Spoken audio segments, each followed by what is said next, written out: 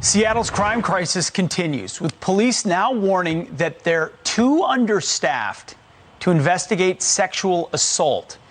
One sergeant saying they're expected to respond to reports of sexual violence, but at current staffing levels, that objective is unattainable, meaning it's not happening.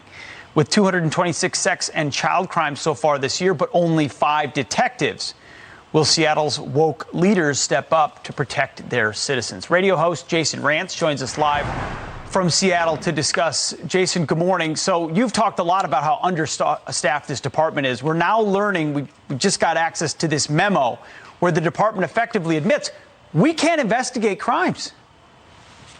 Yeah, this has been going on for a really long time. In that particular case, we lost 100 detectives. But understand that this department as a whole is down just this year 75 officers through May. And I know of 4 more resignations that happened in just the last 4 days. And the problem is when they defunded, they also decided over on the council side to completely demonize these cops and denigrate them and go after them. And as a result, we've seen this mass exodus of police officers to the tune of over 400 since the defund movement started, leaving us with just about 850 officers in a department that needs about double that. So we are across the board in deep trouble. And what's really going on here, and what's been going on for a while, is that just to meet the staffing minimums to respond to 911 calls in each precinct in Seattle, the city has had to beg officers from non-patrol roles, like detectives, to go and respond to 911 calls. So they're pulling people off of the cases that they could be working on,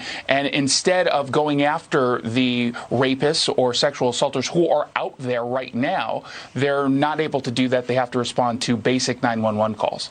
Amazing. We've done it to ourselves. 5 detectives in the sexual assault and child abuse unit, according to the Seattle Times. Yeah. Here's a statement from the police chief. We asked for one and actually did get a statement saying, when I learned of staffing concerns in sexual assault unit in April, I immediately began to work to bolster the unit with additional detectives as well as non-police staff. We'll continue to build on that work despite many challenges that remain ahead. So pretty self-explanatory. They still have the challenges that you just laid out. But I want to get your topic on one more particular aspect of policing, which is car chases and police attempting to stop folks who they would like to either talk to or arrest. In Washington state, over 934 failure to yield incidents were reported by the Washington State Patrol, meaning drivers that will not pull over for the police. Why is this happening, Jason?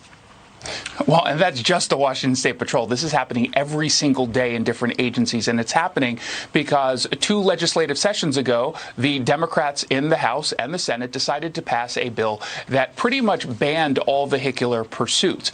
The only time an officer can actually pursue a fleeing suspect in a car is if there is reasonable suspicion of DUI. So that doesn't change. However, you have to have probable cause for a violent crime. You have to have probable cause that it's an escaped felon or a sex crime had been committed. Now, to get probable cause in these situations pretty much means the officer would have to witness the crime occurring, because there's no way that you're going to be able to establish probable cause before you go ahead and chase this vehicle. And so all of these folks are deciding, yeah, I don't have to pull over because they cannot legally pursue me. In fact, if they are going to pursue me, they could end up just losing their jobs and I can sue despite being a criminal. So we're seeing this rise in smash and grab crimes for this reason. Get in, get out, flee. House Bill 1054. You pass a law that says you can run from the cops. Guess what? People are going to run from the cops, and you get lawlessness. Shocking. Jason Rantz, as always, you reveal this stuff, and we're glad you come report on it. Thank you, Jason. Thanks, Pete. You got it.